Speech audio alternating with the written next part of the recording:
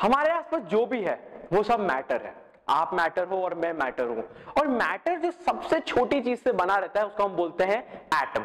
या फिर अब से कम 100 साल या 200 साल पहले ये माना जाता था कि मैटर की सबसे छोटी यूनिट एक एटम होती है। बट जे थॉमसन, रदरफोर्ड और माइकल फैराडे जैसे लोगों ने बताया कि एटम से भी छोटा कुछ होता है। तो अगर मैटर को हम एक दीवार माने तो एटम एक ब्रिक होगी, एक ईंट एटम मानी जाएगी। और अब हम बात करने वाले हैं इलेक्ट्रॉन और प्रोटॉन की खोज हुई कैसे। तो माइकल फैराडे ने एक ग्लास की ट्यूब ली, उसने एक नेगेटिव टर्मिनल लिया जिसको हम कैथोड बोलते हैं और एक पॉजिटिव टर्मिनल लिया जिसको हम एनोड बोलते हैं। उसने उसको एक बहुत ज्यादा स्ट्रॉन्ग, बहुत ज्यादा हाई वोल्टेज वाली बैटरी से कनेक्ट करा। फिर उन्होंने उसका अंदर का प्रेशर भी बहुत ज्यादा कम कर दिया और एनोड के पीछे फ्लोरेसेंट कोटिंग कर दी, ठीक है। और जब उन्होंने बहुत ज्यादा हाई वोल्टेज सप्लाई करा तो कैथोड यानी कि नेगेटिवली चार्ज टर्मिनल से एनोड यानी कि पॉजिटिवली चार्ज टर्मिनल तक कुछ पार्टिकल्स जाने लगे, और जब वो पार्टिकल्स गए तो वो फ्लोरेसेंट कोटिंग के ऊपर हिट हुए, जिसकी वजह से वो कोटिंग शाइन करने लग गई। इससे ये बात तो कंफर्म हो गई कि कैथोड से एनोड की तरफ कुछ जा रहा है, ठीक है। तो माइकल फैराडे ने जब उस इलेक्ट्रॉन को यानी कि जब उस रे को इलेक्ट्रिक और मैग्नेटिक फील्ड से डिफ्लेक्ट करवाया तो वो वैसे बिहेव कर रहे थे जैसे एक नेगेटिवली चार्ज रे बिहेव करनी चाहिए, जिससे ये कंफर्म हो गया कि इलेक्ट्रॉन जो है वो एक नेगेटिवली चार्ज पार्टिकल है। और हमको ये भी मालूम पड़ा था कि इलेक्ट्रॉन जो है वो एटम का छोटा यूनिट है, जो एटम से भी ज्यादा छोटा है। तो प्रोटॉन कैसे डिस्कवर हुए? प्रोटॉन एग्जैक्ट उल्टी तरीके से डिस्कवर हुए। एनोड से कैथोड की तरफ कुछ रेस गई जिनको कनाल रेस बोलते थे, और ऐसे हम लोग को मालूम पड़ा कि एक प्रोटॉन करके भी चीज होती है। तो हम लोग को 4 वैल्यूज अपने दिमाग के अंदर बिठानी है। इलेक्ट्रॉन का चार्ज होता है -1.6 × 10⁻⁹ कूलम। कूलम ऐसा यूनिट होता है चार्ज का। प्रोटॉन का चार्ज एग्जैक्ट ऑपोजिट और इक्वल +1.6 × 10⁻⁹ कूलम होता है। इलेक्ट्रॉन का मास 9.1 × 10⁻31 किलोग्राम होता है, और मास ऑफ प्रोटॉन +1.6 × 10⁻27 किलोग्राम होता है। मास में तो कुछ प्लस माइनस होता नहीं है, सिर्फ चार्ज में प्लस माइनस होता है। अब इस सब को देखने के बाद, इतनी छोटी वैल्यूज देखने के बाद ये समझ में आता है कि इलेक्ट्रॉन और प्रोटॉन एक्चुअल में कितने ज्यादा छोटे होंगे, 10⁻31 किलोग्राम। तो अब क्योंकि हमको पता है कि प्रोटॉन और इलेक्ट्रॉन एग्जिस्ट करते हैं, और एक न्यूट्रल पार्टिकल भी होता है जिसको हम न्यूट्रॉन बोलते हैं, जिसमें कोई चार्ज नहीं होता, जो प्रोटॉन जितना ही बड़ा और प्रोटॉन जितना ही भारी होता है। अब हमको ये सब क्योंकि मालूम था तो साइंटिस्ट सोचने लगे कि दिखता कैसा है, एटम एक्चुअल में होता कैसा है। तब जे थॉमसन करके एक आदमी थे जिन्होंने ये वाला मॉडल दिया। उसमें उन्होंने ये बोला कि जितने भी प्रोटॉन्स हैं वो एक तरबूज के लाल हिस्से जैसे होते हैं, एकदम फैले हुए रहते हैं, और उसके अंदर लाल जो काले बीज रहते हैं वो इलेक्ट्रॉन्स रहते हैं, जो मतलब प्रोटॉन से बहुत ज्यादा छोटे होते हैं, उनका मास बहुत ज्यादा कम होता है और वो उसके अंदर एम्बेडेड होता है। इसको प्लम पुडिंग मॉडल भी बोला गया, इसको वाटरमेलन मॉडल भी बोला गया। और क्योंकि वो उस टाइम पे बहुत जाने माने फिजिसिस्ट थे, सबने उनकी बात मान ली। पर रदरफोर्ड ने उनको गलत प्रूफ करा। रदरफोर्ड ने एक बहुत फेमस एक्सपेरिमेंट करा जिसका नाम था alpha particle scattering experiment, gold foil scattering experiment. उसमें उन्होंने क्या करा कि अल्फा पार्टिकल्स को, जो बहुत ज्यादा भारी पार्टिकल्स होते हैं, उसको एक गोल्ड फॉइल के ऊपर प्रोजेक्ट करा, ठीक है। और उन्होंने देखा कि एक्सपेक्टेड ये था कि सारे पार्टिकल सीधे सीधे निकल जाएंगे, क्योंकि इसमें मास एकदम फैला हुआ है एटम के अंदर, और अल्फा पार्टिकल बहुत भारी है। तो मान लीजिए अगर एक पतले से पेपर के ऊपर मैं एक बहुत भारी पत्थर मार रहा हूं तो वो तो सीधे सीधे निकल जाएगा, राइट। पर क्या हुआ कि जब वो उसके ऊपर उन्होंने अल्फा पार्टिकल्स प्रोजेक्ट करे तो मोस्टली तो सीधे सीधे निकल गए, पर कुछ अल्फा पार्टिकल्स डिफ्लेक्ट हुए और 20,000 में से एक 180 डिग्री के एंगल से वापस आया। इसका मतलब ये था कि ये वाला मॉडल तो गलत है, और असली मॉडल जो रदरफोर्ड ने प्रेडिक्ट करा वो कुछ इस प्रकार का था कि सारे प्रोटॉन्स और न्यूट्रॉन्स बीच में होते हैं एटम के, और इलेक्ट्रॉन्स उसके आसपास घूम रहे होते हैं। तो अगर एक टेनिस बॉल के अंदर सारे प्रोटॉन्स और न्यूट्रॉन्स है, इलेक्ट्रॉन्स 2 किलोमीटर दूर इतने बड़े रेडियस में, इतने बड़े ऑर्बिट में घूमेंगे, तो आप समझिए कि एक एटम कितना ज्यादा खाली होता है, ठीक है। तो ये वाला मॉडल था, और क्योंकि इसमें कोई गलती दिख नहीं रही थी तो लोगों ने बात मान ली, पर ये मॉडल भी गलत प्रूफ करा गया, जिससे हम अब नील बोर के मॉडल ऑफ एटम की तरफ जाएंगे। नील बोर के मॉडल ऑफ एटम के जाने के पहले आपने को यह समझना पड़ेगा कि पीरियोडिक टेबल में जो अलग अलग चीजें लिखी रहती है वो एक्चुअल में होती क्या है। तो आप देखेंगे कि अगर हाइड्रोजन की बात करें तो ऐसा एक H बना होगा, यहाँ पे एक 1 लिखा होगा, यहाँ पे एक 1 लिखा होगा। तो अलग अलग एलिमेंट्स को अपन अलग अलग सिंबल से असाइन करता है। हाइड्रोजन की जगह अपन H लिखते हैं, कार्बन की जगह C लिखते हैं, नाइट्रोजन की जगह N लिखते हैं, ब्रोमीन की जगह Br लिखते हैं, सल्फर की जगह S लिखते हैं।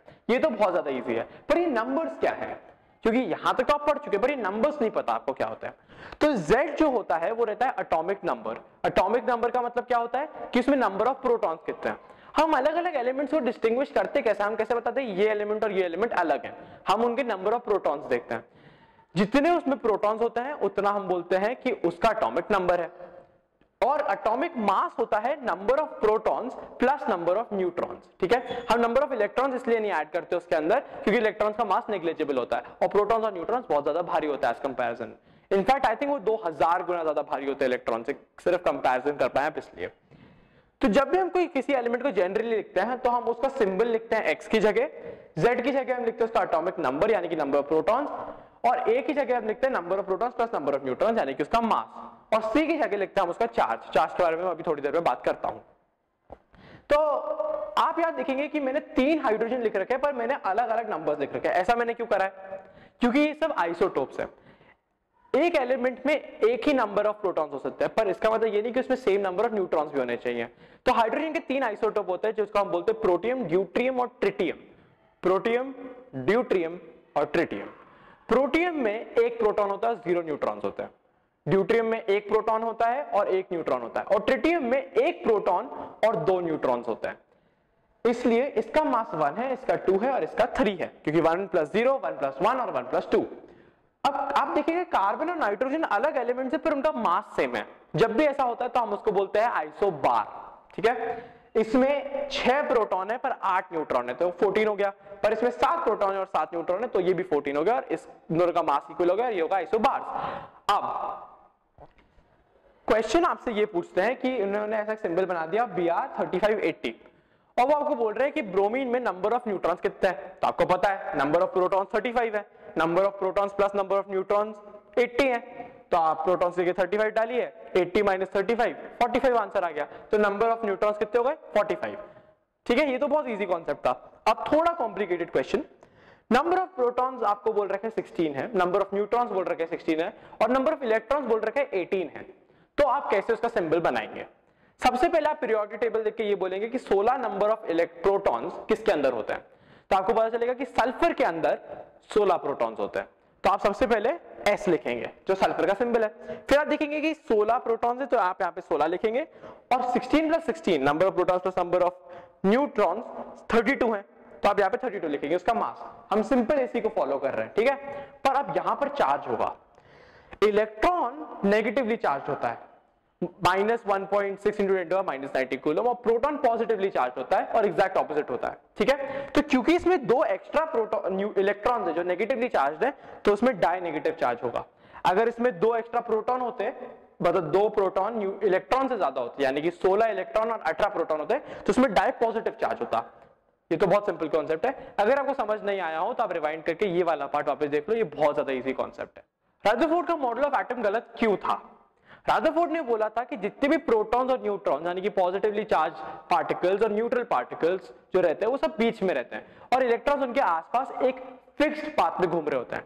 पर अगर कोई भी चीज एक फिक्स्ड पाथ में घूम रही होती है और वो चार्ज होती है तो उसको या फिर तो एक्सटर्नल फोर्स चाहिए जो उसको उस पाथ में रखेगा, या फिर वो एनर्जी रेडिएट करेगी। ठीक है, क्योंकि ये जो सर्कुलर मोशन होता है ये एक्सल में एक्सेलरेटेड मोशन होता है। ये आप क्लास 11 में भी फिजिक्स में पढ़ने वाले हैं, और नहीं पढ़ा है तो आई थिंक क्लास 10 में भी आप पढ़ चुके हैं कि यूनिफॉर्म सर्कुलर मोशन जो होता है वो एक्सेलरेटेड मोशन होता है। तो एक फॉर्मूला आया था 18th सेंचुरी में, force is equal to K Q1 Q2 upon R²। ये फॉर्मूला हमको ये बता रहा है कि जब भी 2 चार्ज पार्टिकल्स घूम रहे हैं या एक्सेलरेट हो रहे हैं तो उनको एक एक्सटर्नल फोर्स चाहिए या फिर वो एनर्जी रेडिएट करेंगे।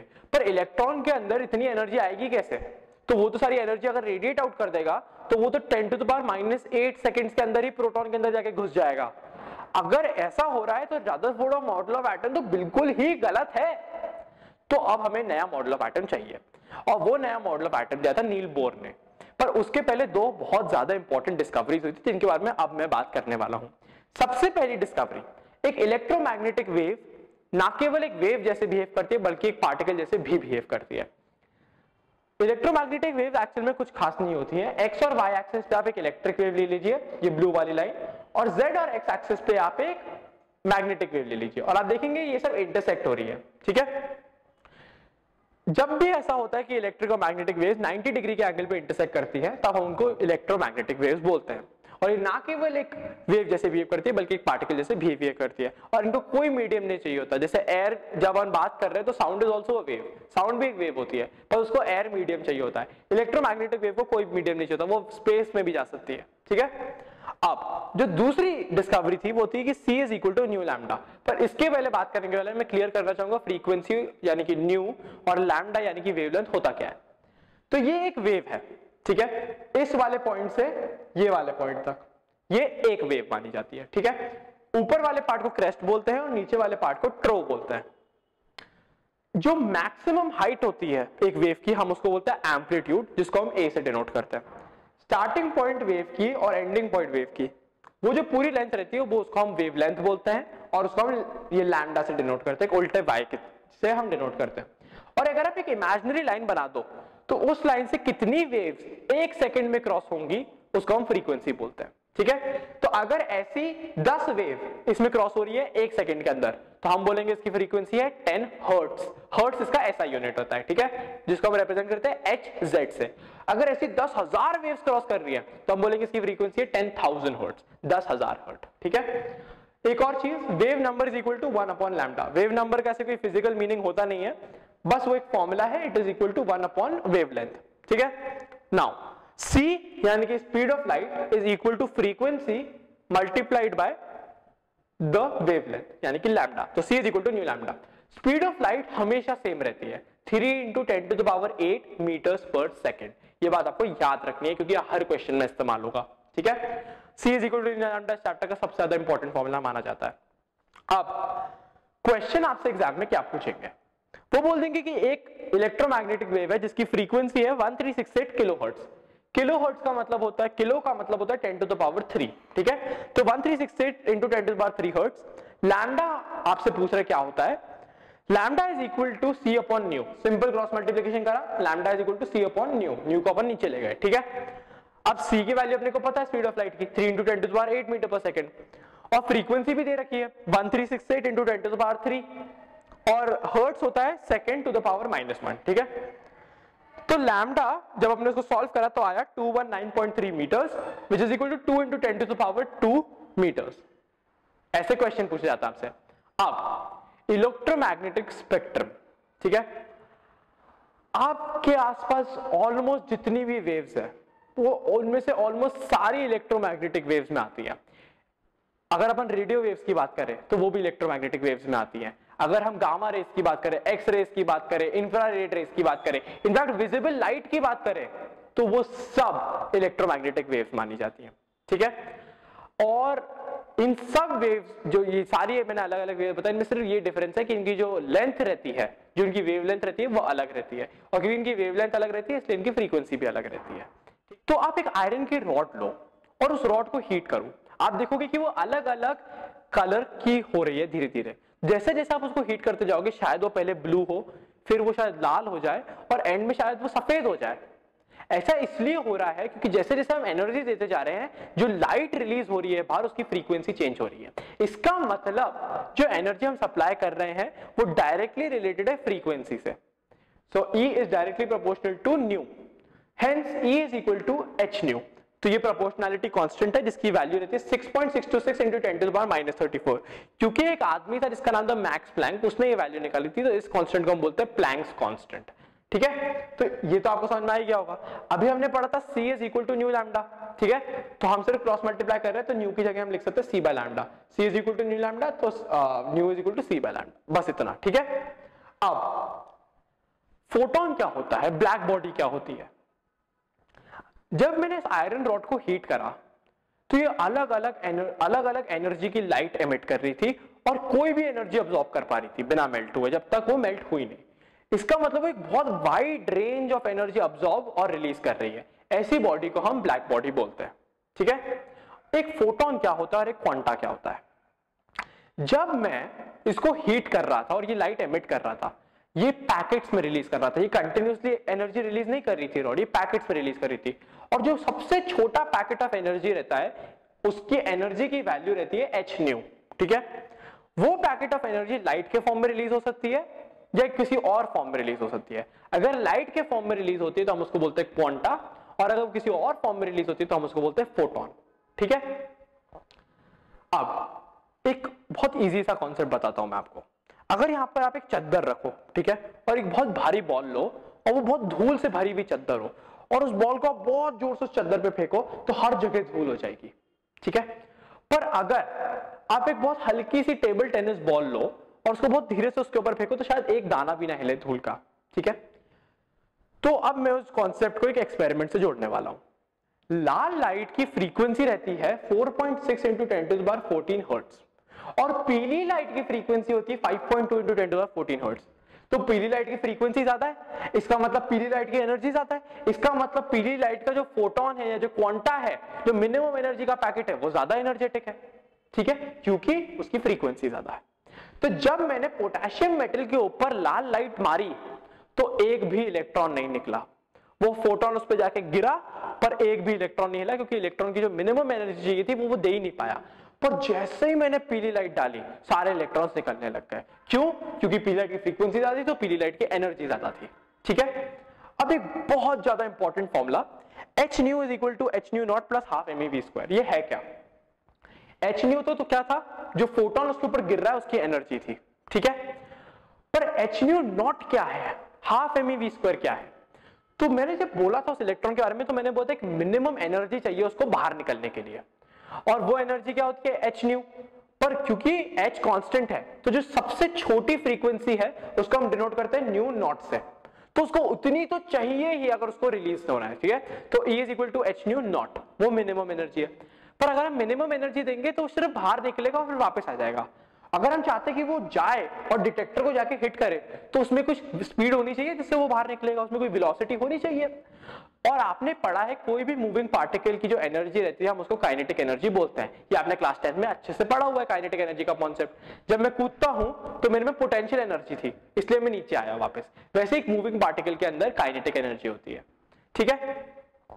तो जब मैंने इसके ऊपर फोटोन डाला तो लेफ्ट हैंड साइड पे फोटोन की एनर्जी है और राइट हैंड साइड पे उस इलेक्ट्रॉन की एनर्जी है, और ये दोनों इक्वल होने चाहिए क्योंकि फोटोन अपनी सारी एनर्जी उस इलेक्ट्रॉन को दे रहा है, ठीक है। तो वो मिनिमम एनर्जी प्लस वो काइनेटिक एनर्जी जिससे वो बाहर निकला वो मिलकर एच न्यू बनता है जो एनर्जी ऑफ फोटोन था। ये कॉन्सेप्ट शायद आपको थोड़ा मुश्किल लगेगा पर ये रिवाइंड करके एक और बार देख लीजिए, समझ में आ ही जाएगा, इतना भी कॉम्प्लिकेटेड नहीं है। आखिरी चीज 1 मोल का कॉन्सेप्ट। जैसे आपने सुना होगा 1 दर्जन या 1 डजन 12 के बराबर होता है, 1 सेंचुरी 100 के बराबर होता है, 1 मिलेनियम 1000 के बराबर होता है, वैसे ही 1 मोल 6.022 × 10⁻23 के बराबर होता है। अब इतना बड़ा नंबर की जरूरत क्यों है अपने को? एक एटम इतना छोटा होता है कि आप इमेजिन भी नहीं कर सकते, ठीक है। आप उसको देखना तो दूर की बात है। तो इतने छोटे एरिया के अंदर इतने सारे एटम्स 10⁻23 एटम्स हैं, तो क्योंकि हमको बताना पड़ता है कि एक एरिया के अंदर कितने एटम्स है इसलिए इतने बड़े नंबर की जरूरत पड़ती है और इस नंबर को हम 1 मोल बोलते हैं। तो आई होप आपको ये सब समझ में आ गया, और नहीं आया तो रिवाइंड करके जरूर देख लीजिएगा क्योंकि इसके आगे हम एक बहुत डिफिकल्ट क्वेश्चन सॉल्व करने वाले हैं। तो अब एग्जामिनेशन पॉइंट ऑफ व्यू से क्वेश्चन देखते हैं। On a scale of 1 to 10 में इसको 8 बोलूंगा क्योंकि इसमें अभी तक अपन ने जितने भी कॉन्सेप्ट पढ़े वो सब यूज होंगे, ठीक है। तो प्रिपेयर्ड रहना और समझ जाए तो रिवाइंड करके वापस देख लेना, आपके सारे कॉन्सेप्ट रिवाइज भी हो जाएंगे। तो वो आपको ये बोल रहे हैं कि एक लाइट है जिसकी जो वेवलेंथ है वो है 300 नैनोमीटर। 1 नैनोमीटर रहता है 10⁻⁻11, तो 300 नैनोमीटर हो जाएगा 3 × 10⁻⁹, क्योंकि इसमें 2 0 है तो वो कैंसिल हो गए 10⁻⁹ हो जाएगा। अब काइनेटिक एनर्जी जो है, ये जो लाइट आप पोटेशियम मेटल पे डाल रहे हैं तो 1 मोल इलेक्ट्रॉन रिलीज हो रहा है। 1 मोल क्या था? 6.022 × 10⁻23, तो 1 मोल रिलीज हो रहा है और उस 1 मोल की काइनेटिक एनर्जी है 1.68 × 10⁵ जूल्स पर मोल, ठीक है। आपसे ये पूछा है कि मिनिमम एनर्जी क्या है इलेक्ट्रॉन्स को निकालने की, एक इलेक्ट्रॉन को निकालने की। अब हमें एक फॉर्मूला पता है E is equal to H nu, और एक फॉर्मूला पता है h nu is equal to half m e v square plus h nu naught, ठीक है। इसमें एच न्यू जो है वो फोटोन की एनर्जी है, h nu not minimum energy है जो एक इलेक्ट्रॉन को चाहिए बाहर निकलने के लिए, और half m e v square वो काइनेटिक एनर्जी है जिसके साथ वो बाहर निकल रहा है। अब क्योंकि हमको पहले से काइनेटिक एनर्जी पता है और हमको ये निकालना है, तो हम पहले फटाफट लाइट की एनर्जी निकाल लेते हैं, एक फोटोन की एनर्जी निकाल लेते हैं और फिर सिंपल सब्सट्रैक्शन करके हमको इसका आंसर मिल जाएगा। ठीक है, तो लाइट की एनर्जी हमको निकालनी है, तो वेवलेंथ हमको पता है और हमको एक फॉर्मूला पता है, E is equal to H nu. ठीक है, और आपने अभी पढ़ा था C is equal to nu lambda, तो nu is equal to C by lambda, simple cross multiplication, तो H nu is equal to H C by lambda. ठीक है, अब E is equal to H क्या था 6.626 into 10 to the power -34, C क्या था 3 into 10 to the power 8, C क्या था स्पीड ऑफ लाइट थी, है ना, तो वो तो हमेशा कांस्टेंट रहती है, और लैम्डा तो दिया हुआ है क्वेश्चन में, तो अपन ने यहां डाल दिया, तो हमको एक फोटोन की एनर्जी मिल गई। पर इस क्वेश्चन में आप देखोगे काइनेटिक एनर्जी ऑफ इलेक्ट्रॉन जो दी हुई है वो 1 मोल इलेक्ट्रॉन की दी हुई है, मतलब सारे इलेक्ट्रॉन जो होते हैं 1 मोल में उन सबकी मिला के इतनी काइनेटिक एनर्जी है। तो अगर ये 1 मोल में दी हुई है तो अपन इसको भी 1 मोल में कन्वर्ट कर लेते हैं। तो अगर एक फोटोन की एनर्जी इतनी है 6.626 into 10 to the power -19 joules, तो 1 मोल की कितनी होगी, सिंपल मल्टीप्लाई कर देंगे 1 मोल से, 6.022 into 10 to the power 23 into 6.626 into 10 to the power -19, तो 1 मोल के फोटॉन्स की एनर्जी हो गई 3.99 into 10 to the power 5 joules per mole. 10 to the power -19 है और 10 टू द पावर 23 है, तो वो 4 हो जाएगा और वो डेसिमल शिफ्ट हो जाएगा, तो वो 3.99 हो गया। यहां तक तो सिंपल अलजेब्रा चल रहा है, यहां पर अभी अपन ने केमिस्ट्री लगाना चालू नहीं करा है, केमिस्ट्री यहां से चालू होती है। अब एच न्यू की जगह हम ये वैल्यू डाल देंगे। ठीक है, 3.9 into 10 to the power 5 joules, half M we square अपन लेफ्ट हैंड साइड पे ले आए, जाके अपने को एच न्यू नॉट निकालना है। ठीक है, और हाफ एम वी स्क्वायर की वैल्यू तो दे रखी है क्वेश्चन में 1.68 into 10 to the power 5 joules per mole. हमने सिंपल सब्सट्रैक्शन करा और हमको वैल्यू मिल गई 1 मोल इलेक्ट्रॉन्स की थ्रेशोल्ड फ्रीक्वेंसी। थ्रेशोल्ड फ्रीक्वेंसी यानी कि minimum energy required to remove them. पर हमको तो एक की पूछी है कि एक की क्या होगी, तो वापस हमको सिंपल सा काम करना है, 6.022 इंटू 10 टू द पावर 23 से डिवाइड कर देंगे, तो 2.31 into 10 to the power 5 upon 6.022 into 10 to the power 23, 3.84 into 10 to the power -19 joules. अगर आपको ये क्वेश्चन मुश्किल लग रहा है तो वो इसलिए क्योंकि यहाँ पर आपको अभी तक ये फॉर्मूलाज याद नहीं हुए, जो ठीक बात है, तो ये फॉर्मूलाज आप अपने हाथ से लिख लोगे तो आपको याद हो जाएगा, या फिर इसलिए क्योंकि इसमें नंबर थोड़े ज्यादा ही कॉम्प्लिकेटेड और आपने कभी इतने भारी नंबर से काम करा नहीं है, तो इसकी आदत तो हमको डालनी पड़ेगी। अगर आपको नहीं समझ में आया तो बस रिवाइंड करके देख लो, क्योंकि कॉन्सेप्ट बहुत ज्यादा इजी है। इसके आगे जो हम पढ़ने वाले हैं वो थोड़ा कॉम्प्लिकेटेड है, Niels Bohr model of atom, और ये समझने के पहले एक बार ये सारे फॉर्मूलाज रिकैप करना बहुत जरूरी है। और अभी तक हमने जो भी पढ़ा मैं उसको फटाफट रिकैप कर रहा हूं, जाके आपके दिमाग में जाके बैठ जाए। इलेक्ट्रॉन का जो चार्ज रहता है वो रहता है -1.6 into 10 to the power -19 coulomb, और कूलम रहता है SI यूनिट यानी कि स्टैंडर्ड यूनिट चार्ज का। प्रोटॉन का चार्ज रहता है +1.6 into 10 to the power -19 coulomb, जो उसका एग्जैक्ट ऑपोजिट पर इक्वल है। मास ऑफ इलेक्ट्रॉन था 9.1 into 10 to the power -31 kilogram, जिससे हमको ये पता चला था कि इलेक्ट्रॉन एक्चुअल में बहुत छोटा और बहुत हल्का होता है। अगर आप पीरियोडिक टेबल में किसी भी चीज को देखते हैं तो वो ऐसे फॉर्मेट में लिखा रहता है, उसका सिंबल x की जगह लिखा रहता है, उसका एटॉमिक मास, एटॉमिक नंबर और चार्ज ऐसी जगहों पर लिखा रहता है। जो हमने पहली इंपॉर्टेंट इक्वेशन पढ़ी थी वो थी C is equal to nu lambda. यहाँ पे C स्पीड ऑफ लाइट थी जिसकी वैल्यू रहती 3 into 10 to the power 8 metres per second, nu frequency थी और लैम्डा उसकी वेवलेंथ थी। और ये पूरी हम बात कर रहे हैं किसी भी इलेक्ट्रोमैग्नेटिक वेव के बारे में। ये इक्वेशन एक इलेक्ट्रोमैग्नेटिक वेव के लिए ट्रू होती है। फिर हमने पढ़ा था कि एक चीज होती है वेव नंबर, जिसका 1 अपॉन लैम्डा के बराबर रहती है। मैंने आपको बताया था इसका कोई फिजिकल मीनिंग नहीं होता है, ये सिर्फ एक वैल्यू होती है। वापस ये हम बहुत बार यूज करने वाले हैं यहाँ पर। तो wave number is equal to 1 upon lambda, ये बात अच्छे से अपने दिमाग में बिठा लो, इसका कोई फिजिकल मीनिंग नहीं है। E is equal to H nu, बहुत इंपॉर्टेंट इक्वेशन थी जो हमने पढ़ी थी। H प्लैंक्स कांस्टेंट था जिसकी वैल्यू थी 6.626 into 10 to the power -34 joule second, और एक मोल था 6.022 इंटू 10 टू द पावर 23।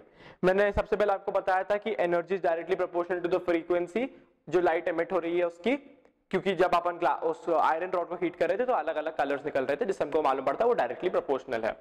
अब आगे बढ़ने के पहले एक बार ये वीडियो पॉज करो और जितने भी फॉर्मूलाज लिखे हैं यहाँ पर उनको अपने हाथ से लिखो, और तब तक लिखो जब तक आपको इसको देखने की जरूरत ना पड़े, वरना ये समझ में आ ही नहीं सकता। तो नील बोर एक सिंपल सी बात बोल रहे हैं, वो बोल रहे हैं सारे प्रोटॉन्स और न्यूट्रॉन्स बीच में हैं और इलेक्ट्रॉन्स उनके आसपास घूम रहे हैं फिक्स्ड ऑर्बिट्स के अंदर। ठीक है, अब पहला ऑर्बिट जो है उसकी एनर्जी कम है, सेकंड की एनर्जी ज्यादा है, थर्ड की उससे भी ज्यादा है, फोर्थ की उससे भी ज्यादा है, और ऐसे करके हम जितना दूर जाते जाते हैं प्रोटॉन्स और न्यूट्रॉन से, वैसे कर करके एनर्जी लेवल बढ़ती जाती है। और ना केवल एनर्जी लेवल बढ़ रही है, ऑब्वियस है कि जैसे हम दूर जाएंगे तो रेडियस भी बढ़ता जाएगा। और ये सब लोग, ये सारे सर्कल्स जो है वो परफेक्ट सर्कल्स है। ठीक है, एग्जैक्टली राउंड है। पर ये जो पूरा नील बोर का मॉडल ऑफ एटम है ये सिर्फ उन्हीं के लिए ट्रू है जिसमें एक इलेक्ट्रॉन होता है। ये बात अपने दिमाग में बिठा लेना। तो अगर हाइड्रोजन है तो उसके लिए ट्रू रहेगा, अगर हीलियम है जिसने एक इलेक्ट्रॉन हीलियम ने डोनेट कर दिया तो उसमें एक ही बचा है, तो ये पूरा मॉडल ऑफ एटम अप्लाई होता है। पर जब हम रदरफोर्ड का मॉडल ऑफ एटम पढ़ रहे थे तो हमने बोला था कि वो फिक्स्ड ऑर्बिट में घूम ही नहीं सकता। फिक्स्ड ऑर्बिट में क्यों नहीं घूम सकता? क्योंकि F is equal to k q1 q2 upon r square. वो एनर्जी रेडिएट करेगा बहुत ज्यादा अगर वो एक फिक्स्ड ऑर्बिट के अंदर घूमेगा, और अगर वो इतनी एनर्जी रेडिएट करेगा तो प्रोटॉन न्यूट्रॉन के अंदर घुस जाना चाहिए। तो नील बोर ने क्या बोला? नील बोर ने बोला कि जब भी एक ऑर्बिट होता है जिसका जो एंगुलर मोमेंटम रहता है वो h/2π का मल्टीपल रहता है। अब एंगुलर मोमेंटम क्या रहता है? पहली बात, मोमेंटम क्या होता है? हम क्लास 10 में बहुत अच्छे से पढ़ चुके हैं, मास इनटू वेलोसिटी मोमेंटम रहता है। और अगर किसी भी बॉडी में मोमेंटम है तो उसमें इनर्शिया है, ठीक है। तो जब किसी सर्किल के अंदर कोई बॉडी घूम रही है और उसमें मोमेंटम है तो हम उसको एंगुलर मोमेंटम बोलते हैं। तो क्योंकि वो उसमें एक फिक्स्ड एंगुलर मोमेंटम है जो h/2π का मल्टीपल है, इंटीग्रल मल्टीपल। इंटीग्रल मल्टीपल मतलब क्या? इंटीजर्स होते हैं ना 1 2 3 4 5 6 7 8 9 10, किसी इंटीजर का मल्टीपल है which is n into h/2π। h है प्लैंक्स कांस्टेंट 6.626 into 10⁻34, 2 है और पाई होता है 22/7। तो जब भी इसका मल्टीपल होता है तो वो इलेक्ट्रॉन उस ऑर्बिट के अंदर घूम सकता है। क्यों? क्योंकि उसका इनर्शिया जो है वो उसको उस ऑर्बिट के अंदर रखेगा, उसको बाहर नहीं फेंकेगा, उसको एक्सटर्नल एनर्जी की जरूरत नहीं पड़ेगी। अब जो सबसे कम एनर्जी वाला ऑर्बिट है वो n = 1 है, तो इलेक्ट्रॉन उसी के अंदर रहना चाहेगा क्योंकि सबसे ज्यादा स्टेबल वो उसी में रहेगा। पर इलेक्ट्रॉन किसी हायर एनर्जी ऑर्बिट में भी जा सकता है। कब जाएगा वो किसी हायर एनर्जी ऑर्बिट में? जब हम उसको एक एनर्जी देंगे। हम एनर्जी कैसे देंगे? हम उसको फोटॉन्स के थ्रू दे सकते हैं या हम उसको क्वांटा के थ्रू एनर्जी दे सकते हैं। और उस फोटॉन की एनर्जी कितनी होगी? h के बराबर, ठीक है। अब जब हमने उसको एनर्जी दी तो वो एक हायर एनर्जी ऑर्बिट में जाएगा। तो उन दोनों एनर्जी ऑर्बिट्स के बीच में डिफरेंस, जो उसका इनिशियल ऑर्बिट था और जो उसका फाइनल ऑर्बिट था, उनके बीच का डिफरेंस उस फोटॉन की डिफरेंस एनर्जी के बराबर होगा। तो h ν = E2 - E1। तो हम h को डिनोमिनेटर में लेकर तो न्यू हो गया E2 - E1/h, ठीक है। ये तो बहुत इजी था। अब वो जो रेडियस होता है ऑर्बिट का वो रहता है n² × 52.9। अब n क्या है? जो पहला ऑर्बिट है वो n = 1 है, जो दूसरा ऑर्बिट है वो n = 2 है, और ऐसे कर करके 3 4 5 6 7। तो हमने सिर्फ इनको इनके नंबर के अनुसार n = 1 2 3 4 5 बोला है। तो पहले ऑर्बिट का जो रेडियस होगा वो होगा 1² × 52.9। अब अगर मैं बोलूं पांचवें ऑर्बिट का रेडियस क्या है, तो पांचवें ऑर्बिट में n = 5 है, तो 5² × 52.9, तो वो हो गया उसका रेडियस। ये तो सिंपल सी बात है। अब थोड़ा सा कॉम्प्लिकेटेड कॉन्सेप्ट पर आते हैं, लाइमैन बाल्मर पैशन सीरीज, ठीक है। जब भी कोई इलेक्ट्रॉन किसी हायर एनर्जी लेवल से लोअर एनर्जी लेवल में आ रहा है, तो वो किसी हायर एनर्जी से लोअर में जब आएगा तो वो अपनी एनर्जी जो उसमें एक्स्ट्रा थी उसको देनी पड़ेगी, रेडिएट आउट करनी पड़ेगी। और जब वो उस एनर्जी को रेडिएट आउट करेगा तो वो एक इलेक्ट्रोमैग्नेटिक वेव के थ्रू रेडिएट करेगा, क्योंकि और कोई तरीका नहीं है वो जिससे वो रेडिएट कर सके। और जब वो एक इलेक्ट्रोमैग्नेटिक वेव के थ्रू उसको रेडिएट करेगा तो उसकी जो फ्रीक्वेंसी रहती है वो सब हम इन सीरीज के थ्रू बताते हैं, ठीक है। तो मान लीजिए अगर कोई इलेक्ट्रॉन 5th ऑर्बिट में है और वो फर्स्ट में आ रहा है, तो उसमें बहुत ज्यादा एक्स्ट्रा एनर्जी थी, तो उसने वो सारी एनर्जी की इलेक्ट्रोमैग्नेटिक वेव के थ्रू दे दी। और जब भी कोई चीज फर्स्ट ऑर्बिट में आती है तो हम उसको बोलते हैं लाइमैन सीरीज। तो आप देखेंगे जब n = 2 3 4 5 6 से वो फर्स्ट पे आ रही है तो हम यहाँ पे लिखा हुआ है लाइमैन सीरीज। अगर वो सेकंड ऑर्बिट पर आ रही है किसी भी ऑर्बिट से 3 4 5 6 उससे हायर ऑर्बिट से, अगर वो 2 पे आ रही है तो हम उसको बोलेंगे बाल्मर। 3 पे आ रही है तो पैशन, 4 पे आ रही है तो ऐसे करके चलता जाता है वो, ब्रैकेट पीफाड बहुत सारे हैं, ठीक है। ये भी अब आपको आई एम प्रीटी श्योर ये भी समझ में आ ही क्या होगा। आखिरी कॉन्सेप्ट जो बहुत इंपॉर्टेंट है, किसी भी ऑर्बिट की एनर्जी जो रहती है वो रहती है -RH ब्रैकेट 1/n²। n क्या था? n ये सब नंबर थे और शेल के, और RH था राइडबर्ग्स कांस्टेंट। राइडबर्ग्स कांस्टेंट की वैल्यू रहती है 2.18 × 10⁻18। ये सिर्फ एक कांस्टेंट है जिसको राइडबर्ग नाम के एक आदमी ने निकाला होगा। तो energy of any n orbital is given by this formula, ठीक है। अब अगर मैं आपको बोलूं कि थर्ड ऑर्बिट की एनर्जी निकालिए तो आप बोलेंगे E(3) = -2.18 × 10⁻18 1/3², ठीक है, इंटू 1/3²। उसको सॉल्व करेंगे तो थर्ड ऑर्बिट की एनर्जी निकल गई। अब अगर मैं बोलूं कि जब वो 7th ऑर्बिट से 1st ऑर्बिट पर आया तो जो उसने इलेक्ट्रोमैग्नेटिक वेव रिलीज करी उसकी वेव नंबर क्या थी। तो हमारे पास एक रेडीमेड फॉर्मूला है, wave number is equal to 109677 1/n1 square minus 1/n2 square. n1 वो ओरिजिनल ऑर्बिट है जिससे वो निकला और n2 वो फाइनल ऑर्बिट है जिसमें वो गया। 109677 सिर्फ एक कांस्टेंट है। ये फॉर्मूला आपको सीधा सीधा याद रखना है। अब ये आया कहां से, हमने इसको डिराइव करा है इससे। हमने मान लीजिए E7 माइनस E1 रखा, तो फिर हम लोगों ने जब उसको सॉल्व करा तो एक वैल्यू आई होगी, ठीक है। अब energy is equal to h nu, तो हम अगर उस पूरे को h से डिवाइड कर देंगे तो हमारे पास E/h आएगा, उससे न्यू आएगा, फिर न्यू से हम लैम्डा निकालेंगे, लैम्डा से हम वेव नंबर निकालेंगे। तो एक बहुत लंबा प्रोसेस है, बहुत ज्यादा अलजेब्रा है जो आपको याद करने की जरूरत है नहीं, पर आई एम प्रीटी श्योर आपकी बुक में दिया हुआ है, ठीक है। अब अगर मैं बोलूं कि n1 की जगह मैंने 2 लिख रखा है यहां पर, यानी कि वो उसका जो लोअर एनर्जी स्टेट है जहां पे वो जा रहा है वो 2 है। तो हमने पढ़ा है कि जब भी कोई चीज सेकंड उस पे आती है तो हम उसको बाल्मर सीरीज बोलते हैं। अब अगर मैं बोलूं कि वो 1 है, n1 एक्चुअल में 1 है, तो वो लाइमन सीरीज हुई। क्यों? क्योंकि जब भी कोई चीज फर्स्ट उस पे जाती है तो हम उसको लाइमन सीरीज बोलते हैं। अब एक क्वेश्चन अगर अपन करके देखें जो आपको कॉन्सेप्ट एकदम क्लियर कर देगी। वेव नंबर क्या होगा जब कुछ 7th से 1st में जा रहा है? तो आप क्या करेंगे, wave number is equal to 109677 1/1 square minus 1/7 square. Simple solve कर दिया आपने तो वेव नंबर की वैल्यू आ गई। तो आई एम प्रीटी श्योर आपको ये सब समझ में आ चुका है। अब हम जाएंगे quantum mechanical model of atom की तरफ। अब जो हम पढ़ने वाले वो बहुत इंटरेस्टिंग है, यह है quantum mechanical model of atom. अभी तक तो हम पढ़ रहे थे बोर मॉडल ऑफ एटम और सब जो बहुत पुरानी बातें हो चुकी है, पर हम वो मॉडल ऑफ एटम की बात करने वाले जो रियल है। पहली बार आप लाइफ में वो चीज पढ़ने वाले जो एक्चुअल में होती है। तो पहली चीज जो आपको हमेशा के लिए हिलाकर रख देगी, जैसे कि इलेक्ट्रोमैग्नेटिक वेव ना केवल एक वेव जैसे बिहेव करती है बल्कि पार्टिकल जैसे बिहेव करती है, मैटर की तरह बिहेव करती है, वैसे ही मैटर ना केवल मैटर जैसे बिहेव करता है बल्कि एक वेव जैसे भी बिहेव करता है। मैं मेरा खुद का एग्जांपल देता हूं, पर पहले ये इक्वेशन समझते हैं। वेवलेंथ जो मैं पीछे छोड़ूंगा क्योंकि मैं खुद मैटर हूं, वो उसका इक्विवेलेंट होगा h/mv के। m होगा मेरा मास, v होगी मेरी वेलोसिटी और h होगा प्लैंक्स कांस्टेंट जो होता है 6.626 × 10 - 34। तो अगर अभी मैं आपकी तरफ भाग के आऊं 10 मीटर पर सेकंड की स्पीड से और मेरा मास है 65 किलोग्राम, तो मेरे जो वेवलेंथ जो होगी, जो मैं वेव की वेवलेंथ होगी जो मैं पीछे छोड़ रहा हूं, वो होगी 6.626 × 10 - 34 जूल सेकंड अपॉन 65 × 10, क्योंकि 65 मेरा मास है, 10 मेरी वेलोसिटी है। तो जो मैं वेवलेंथ पीछे छोड़ रहा हूं वो है 1.01 × 10 - 36 जूल सेकंड। आप इमेजिन करिए 10 - 36 कितना ज्यादा छोटा नंबर है। ये एक्चुअल में जूल सेकंड नहीं होगा, ये होगा मीटर्स। अब ये नंबर इतना ज्यादा छोटा है कि ये मेजर करा ही नहीं जा सकता, इसको डिटेक्ट करने का कोई तरीका है ही नहीं।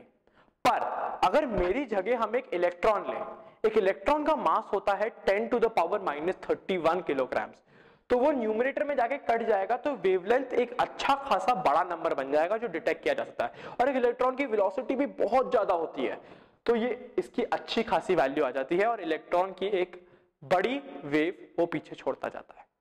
तो पहली चीज, हर मैटर एक वेव जैसे बिहेव करता है और इसको हम बोलते हैं डी ब्रोगली प्रिंसिपल। सेकेंड चीज है हाइजेनबर्ग्स अनसर्टेनिटी प्रिंसिपल। ये हमको ये बताता है कि या फिर तो आप एक इलेक्ट्रॉन की पोजीशन जान सकते हो या फिर आप उसकी वेलोसिटी जान सकते हो। आप दोनों चीजें जान ही नहीं सकते। यानी कि अगर मैं जानता हूं कि एक इलेक्ट्रॉन यहां पर है तो मैं बता ही नहीं सकता कि उसकी वेलोसिटी क्या है, और अगर मैं बोलूं कि एक इलेक्ट्रॉन की वेलोसिटी ये है तो मैं बता ही नहीं सकता कि वो कहां पर है। आप अपने हाथ में एक पेन लीजिए और उस पेन को जोर जोर से हिलाइए। अगर आप अपनी उंगली वहां पर रख के उस पेन को रोक देंगे तो आप बता सकते हैं हाँ इस मोमेंट पे ये पेन इस जगह पर था। पर अगर उस पेन की जगह एक इलेक्ट्रॉन होता तो आप ये तो बता देते कि हाँ वो अभी यहां पर है, पर आप ये नहीं बता सकते कि वो अगले मोमेंट पर कहां होगा क्योंकि आपको उसकी वेलोसिटी नहीं पता होगी। तो हाइजेनबर्ग्स अनसर्टेनिटी प्रिंसिपल ये बताता है कि uncertainty in position multiplied by uncertainty in velocity is greater than equal to h/4πm। h Planck's constant है 6.626 × 10 - 34, 4π एक कांस्टेंट है, पाई 22/7 है और मास उस इलेक्ट्रॉन का मास है। तो इस पूरी इक्वेशन को बोलते हैं हाइजेनबर्ग अनसर्टेनिटी प्रिंसिपल। अब ये जो मैंने यहां पर इक्वेशन लिख रखी है, ये है प्योरेस्ट फॉर्म में क्वांटम मैकेनिक्स की इक्वेशन। ये आपको याद करने की जरूरत बिल्कुल भी नहीं है, क्योंकि ये या फिर तो जेईई में काम आएगी, पर आई डोंट थिंक वहां पर भी काम आएगी, क्योंकि ये पीएचडी लेवल की चीज है। आपको सिर्फ ये जानना है कि यहां पर इस इक्वेशन के अंदर जो ऐसा त्रिशूल जैसी चीज बनी हुई है, इसको हम बोलते हैं साई फंक्शन। इसका कोई फिजिकल मीनिंग नहीं होता, पर इसके स्क्वायर का मीन होता है। साई फंक्शन का स्क्वायर हमको बताता है कि एक इलेक्ट्रॉन की प्रोबेबिलिटी क्या है एक रीजन में मिलने की। अगर हम उसकी पोजीशन नहीं बता सकते, हम उसकी वेलोसिटी बता सकते हैं, पर वेलोसिटी नहीं बता सकते, पोजीशन बता सकते हैं, तो फिर हम सिर्फ प्रोबेबिलिटी बता सकते हैं कि वो इस रीजन के अंदर मिलेगी कि इस रीजन के अंदर मिलेगी। और ऐसे कर करके हमने अलग अलग शेप्स बनाए जिसके अंदर हम बताते हैं कि इलेक्ट्रॉन मिलने की पॉसिबिलिटी है। तो ये फंक्शन हमको वो बताते हैं कि वो कौन से एरिया के अंदर मिलेगा। आई एम प्रीटी श्योर आपको ये सब समझ में आ चुका है। अब हम बात करने वाले उन शेप्स की। इसके पहले हम समझे कि इलेक्ट्रॉन्स एक्चुअल में कैसे फैले हुए थे एक एटम के अंदर। हम समझते हैं कि एक ऑर्बिट और एक ऑर्बिटल में क्या फर्क होता है, एक सबशेल क्या होता है। ठीक है, ये जो मॉडल ऑफ एटम आप यहां पर देख रहे हैं, ये हमें दिया था नील बोर ने। n is equal to 1, n is equal to 2, n is equal to 3, n is equal to 4 अलग अलग एनर्जी लेवल्स है जो हमको अलग अलग ऑर्बिट्स के बारे में बता रहे हैं। ठीक है, n is equal to 1 के अंदर जो रेडियस होगा वो होगा 52.9 इंटू एन स्क्वायर। एन क्या है 1, तो उसका रेडियस होगा 52.9 picometre. n is equal to 4 में 52.9 इंटू एन स्क्वायर यानी कि 16 इंटू 52.9 ये इसका रेडियस होगा। और अगर मुझे जानना है कि इसमें कितने इलेक्ट्रॉन्स होंगे एक ऑर्बिट के अंदर, तो मैं फॉर्मूला यूज करूंगा 2n स्क्वायर। तो अगर मुझे जानना है कि फोर्थ ऑर्बिट के अंदर एक्चुअल में कितने नंबर ऑफ इलेक्ट्रॉन्स होंगे, तो मैं करूंगा 2 इंटू 4 स्क्वायर यानी कि 32। तो ये होता है कॉन्सेप्ट ऑर्बिट्स का। बहुत सिंपल है, ऑर्बिट्स अलग अलग साइज के होते हैं, अलग अलग एनर्जी लेवल के होते हैं, और अलग अलग ऑर्बिट अलग अलग नंबर ऑफ इलेक्ट्रॉन कंटेन कर सकते हैं। अब एक ऑर्बिटल क्या होता है? एक ऑर्बिटल एक बहुत कॉम्प्लिकेटेड कॉन्सेप्ट होता है। एक 3D शेप जिसके अंदर इलेक्ट्रॉन मिलने की मैक्सिमम प्रोबेबिलिटी होती है, हम उसको बोलते हैं ऑर्बिटल। एक ऑर्बिटल में मैक्सिमम 2 इलेक्ट्रॉन मिल सकते हैं। ठीक है, सबसे पहले हम समझेंगे सबशेल क्या होता है, और सबशेल के अलग अलग ओरिएंटेशंस को हम ऑर्बिटल बोलते हैं। तो सबशेल अभी आपको सिर्फ 2 तरीके के समझने हैं, एक S और एक P। एक S सबशेल एक स्फीयर की तरह दिखता है, और एक P सबशेल एक 8 की तरह दिखता है पर 3 डायमेंशन में। तो अगर आप एक 8 को लो और घुमा दो तो वो जैसा दिखेगा यूं, हम उसको बोलेंगे P सबशेल। पर आप देखेंगे कि आप एक स्फीयर को किसी भी डायरेक्शन में घुमाएं वो हमेशा सेम दिखेगा, पर अगर आप P को किसी भी डायरेक्शन में घुमाएं तो वो अलग दिखेगा। अगर मैं P को X में रखूंगा तो वो कुछ इस प्रकार दिखेगा, Y में रखूंगा तो इस प्रकार दिखेगा, और Z में रखूंगा तो इस प्रकार दिखेगा। इसलिए हम जब बोलते हैं ओरिएंटेशंस के बारे में तो हम बोलते हैं अलग अलग डायरेक्शंस के बारे में। तो जो P है वो 3 डायरेक्शंस में मिलता है, X, Y और Z। तो हम बोलते हैं कि P के 3 ऑर्बिटल हैं, PX, PY और PZ। पर S तो हमेशा सेम ही दिखेगा, तो हम बोलते हैं कि S का सिर्फ एक ऑर्बिटल रहता है, S। ठीक है, D भी होता है, F भी होता है सबशेल, पर वो बहुत कॉम्प्लिकेटेड स्ट्रक्चर्स होता है। आपको सिर्फ ये जानने की जरूरत है, S के अंदर एक ऑर्बिटल होता है, P के अंदर 3 ऑर्बिटल होता है, D के अंदर 5 होते हैं और F के अंदर 7 होते हैं। ठीक है, अब मैं आपको समझाता हूं कि ये सब जो ऑर्बिटल्स हैं, जो ये सबशेल्स हैं, ये इन शेल्स के अंदर कैसे भरे जाते हैं। तो n is equal to 1 में हमने बोला था कि 2 इलेक्ट्रॉन मिल सकते हैं। तो अगर 2 इलेक्ट्रॉन मिल सकते हैं और एक ऑर्बिटल के अंदर केवल 2 ऑर्बिटल्स 2 इलेक्ट्रॉन्स होते हैं, तो इसका मतलब है कि n is equal to 1 के अंदर केवल एक सबशेल होगा, केवल एक ऑर्बिटल होगा। और सबसे लो एनर्जी का जो ऑर्बिटल रहता है वो रहता है 1s, और s कैसा दिखता है? स्फीयर की तरह। तो आप ये समझिए कि एक स्फीयर जिसका radius n is equal to 1 के रेडियस के बराबर है, वो पूरे 3D के अंदर हमको वो इलेक्ट्रॉन 99% चांस है कि वही मिलेगा। तो ये रहता है n is equal to 1 के अंदर 1s। अब जो n is equal to 2 है उसके अंदर 2n स्क्वायर यानी कि 8 इलेक्ट्रॉन्स मिल सकते हैं। 8/2 करोगे तो मिलेगा 4, तो इसका मतलब n is equal to 2 के अंदर 4 ऑर्बिटल होता है। तो सबसे पहले हम देखेंगे s, तो s तो होगा ही उसमें। तो हम एक स्फीयर तो रखेंगे पर अभी बचे 6 और इलेक्ट्रॉन, तो हम करेंगे px, py और pz। px के अंदर हम x डायरेक्शन के अंदर एक ऐसा 8 रखेंगे, उसके अंदर 2 इलेक्ट्रॉन्स मिल सकते हैं। एक y डायरेक्शन में रखेंगे, उसमें 2 मिल सकते हैं, और एक z में रखेंगे, इसमें 2 मिल सकते हैं। तो ऐसे करके हम लोगों ने 8 इलेक्ट्रॉन n=2 में रखे। n=3 में हम शायद d भी इंक्लूड करें, n=4 में हम f भी इंक्लूड करें, पर आपके कोर्स के उसमें सिर्फ इतना ही इंपॉर्टेंट है। अब मैं बात करने वाला हूं अलग अलग क्वांटम नंबर्स की। प्रिंसिपल क्वांटम नंबर हमको बताता है कि साइज क्या है उस ऑर्बिट का जिसके अंदर इलेक्ट्रॉन्स की हम बात कर रहे हैं। एजीमुथल क्वांटम नंबर हमको यह बताता है कि कौन से सबशेल की हम बात कर रहे हैं, उसका शेप क्या है जिसके अंदर इलेक्ट्रॉन्स है। मैग्नेटिक क्वांटम हमको यह बताता है कि उसकी ओरिएंटेशन क्या है सबशेल की या ऑर्बिटल की, एक्स है, वाई है या जेड है। और स्पिन क्वांटम नंबर हमको यह बताता है कि जो इलेक्ट्रॉन घूम रहा है वो कौन सी डायरेक्शन में घूम रहा है उस ऑर्बिटल के अंदर, क्लॉकवाइज या एंटी क्लॉकवाइज। आपको केवल इतना जानने की जरूरत है जब हम क्वांटम मैकेनिकल मॉडल की बात करते हैं। अब इस चैप्टर के कुछ आखिरी कॉन्सेप्ट्स करने वाले हैं। पहला, पॉलीज एक्सक्लूजन प्रिंसिपल, वो ये बोलता है कि किसी भी एटम में 4 क्वांटम नंबर्स इक्वल नहीं होंगे। इसका मतलब क्या है? अगर मैं बोल रहा हूं कि सेकंड ऑर्बिट है, सेकंड ऑर्बिट में p ऑर्बिटल है और px ऑर्बिटल है, तो मैंने principal quantum number, azimuthal quantum number, magnetic quantum number बता दिया। पर जो फोर्थ क्वांटम नंबर है, उस फोर्थ क्वांटम नंबर के अंदर जो स्पिन होगा इलेक्ट्रॉन का वो अलग होगा। तो मान लीजिए कि ये तीनों क्वांटम नंबर बराबर थे, जो फोर्थ क्वांटम नंबर होगा उसमें अगर एक इलेक्ट्रॉन क्लॉकवाइज घूम रहा है तो दूसरा वाला एंटी क्लॉकवाइज ही घूमेगा, दोनों क्लॉकवाइज घूम नहीं सकते। तो जो चारों क्वांटम नंबर होते हैं वो कभी भी एक एटम में 2 इलेक्ट्रॉन के लिए सेम नहीं हो सकते हैं। ठीक है। अब ऑफ बाउ प्रिंसिपल, ये सबसे ज्यादा इंपॉर्टेंट कॉन्सेप्ट है। हम इलेक्ट्रॉन्स को भरते कैसे एक एटम के अंदर, वो हम कैसे करेंगे? तो सबसे पहले हम देखते हैं कि कौन से सबशेल के अंदर सबसे ज्यादा कम एनर्जी होती है। तो हम देखते हैं कि एस सबशेल के अंदर सबसे ज्यादा कम एनर्जी होती है, फिर पी, फिर डी और फिर एफ। तो हम सबसे पहले एस भरेंगे, फिर पी भरेंगे, फिर डी भरेंगे, फिर एफ भरेंगे। पर हम ऐसा नहीं करेंगे कि जब हम फर्स्ट ऑर्बिट भर रहे हैं तो हम एस भर रहे हैं, तो जब सेकंड करेंगे तो पहले 2s फिर 2p, फिर जब थर्ड भर रहे हैं तो 3s 3p और 3d, फिर 4 भर रहे हैं तो 4s 4p 4d 4f। ऐसा नहीं होता है। हम ये लाइंस फॉलो करते हैं जब हम डिसाइड करते हैं कौन सा वाला पहला भरेगा, क्योंकि कुछ एक्सेप्शंस होते हैं। एक्सेप्शन का एग्जांपल देता हूं मैं आपको। 4s की एनर्जी 3d से कम होती है, यानी कि फोर्थ ऑर्बिट की एनर्जी 3d से कम होती है। तो हम फोर्थ पहले बढ़ते हैं फिर थर्ड बढ़ते हैं। तो ये सुनने में कितना अजीब लगता है, पर ये हम सिर्फ इसलिए कर रहे हैं क्योंकि 4s की एनर्जी कम है। ऐसे कई एक्सेप्शंस होते हैं जिसकी वजह से हम इन लाइंस को फॉलो करते हैं।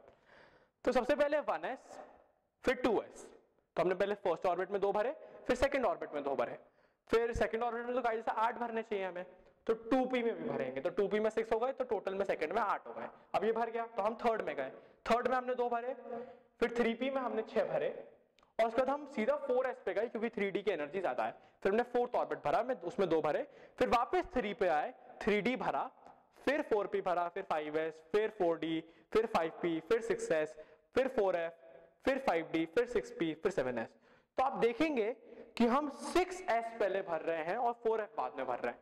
इससे हमको ये समझ में आता है कि f के अंदर कितनी ज्यादा हाई एनर्जी है कि हम पहले 6th ऑर्बिट भर रहे हैं और उसके बाद 4th भर रहे हैं। तो इसमें कुछ भी नहीं है, इसमें आपको केवल वो लाइंस फॉलो करनी है, उससे आपको समझ आ जाएगा कि पहले कौन सा ऑर्बिट हम भरते हैं और पहले कौन सा ऑर्बिटल भरते हैं। अब एस के अंदर 2 इलेक्ट्रॉन्स होते हैं। क्यों? एस के अंदर 2 इलेक्ट्रॉन्स इसलिए होते हैं क्योंकि उसमें एक ही ऑर्बिटल होता है। पी के अंदर 3 ऑर्बिटल होते हैं क्योंकि 3 ओरिएंटेशन थे, तो टोटल नंबर पी के अंदर कितने हो गए? 6 हो गए, 3 इंटू 2। डी के अंदर 5 ऑर्बिटल थे, तो 5 इंटू 2 क्या हो गया? 10। एफ के अंदर 7 ऑर्बिटल थे, तो 7 इंटू 2 हो गया 14। तो एस में 2, पी में 6, डी में 10 और एफ में 14। ऐसे होता है इलेक्ट्रॉन अरेंजमेंट, इतने इलेक्ट्रॉन्स होते हैं। अब आपसे एग्जाम में क्या पूछेंगे, ये पूरी कहानी एक तरफ, एग्जाम में आपसे ये पूछेंगे कि क्लोरीन का इलेक्ट्रॉन अरेंजमेंट क्या होता है। तो आपको क्या करना है, आपको देखना है क्लोरीन में कितने इलेक्ट्रॉन्स होते हैं। तो हमने पीरियोडिक टेबल देखी, देखा कि क्लोरीन के अंदर 17 प्रोटॉन है, तो 17 प्रोटॉन है तो 17 इलेक्ट्रॉन होंगे, क्योंकि प्रोटॉन और इलेक्ट्रॉन यूजुअली इक्वल होता है। ठीक है। फिर आप गए यहां पर, आपने देखा कि 1s में मैंने 2 भर दिए, 2s में 2 भर दिए, 2p में 6 भर दिए, 3s में 2 भर दिए, 3p में मैंने 5 भर दिए, तो टोटल में मेरे पास होगा 17। अब मैंने 3p में 5 क्यों भरे? क्योंकि मेरे पास 17 इलेक्ट्रॉन थे तो मैं छठा भर नहीं पाया। मैं आपको और डिटेल में बात समझाता हूं। तो मैंने ये सारे उठाए और मैंने इनको यहां रख दिया, ठीक है, ऐसे का ऐसा मैंने लिख दिया। मैंने 1s के ऊपर 2 इसलिए लिखा है क्योंकि 1s के अंदर अपन 2 इलेक्ट्रॉन भर रहे हैं, ऐसे कर करके 2p में 6 भर रहे हैं, 3s में 2 भर रहे हैं। अब जब हम यहां पर पहुंचे तो हमारे पास केवल 5 इलेक्ट्रॉन बचे क्योंकि 12 हमने यहां भर दिए, ठीक है। तो वो 5 इलेक्ट्रॉन अपन यहां लिखेंगे 5, 3p5, 3p6 नहीं 3p5 लिख रहे हैं। और मैंने यहाँ पे KLMQ लिखा है। ऑर्बिट्स जो होते हैं उनको हम अल्फाबेट से भी डिनोट करते हैं। तो जैसे अपन n=1 लिखते हैं वैसे हम n=1 को K बोलते हैं, n=2 को L बोलते हैं, n=3 को M बोलते हैं, n=4 को N बोलते हैं, और ऐसे कर करके OPQRST जो भी चलता रहेगा, ठीक है। अब इसको अपन इलेक्ट्रॉन्स के थ्रू भी लिख सकते हैं। मैंने अलग अलग डब्बे बना दिए। क्योंकि S में एक ऑर्बिटल है इसलिए मैंने एक डब्बा बनाया।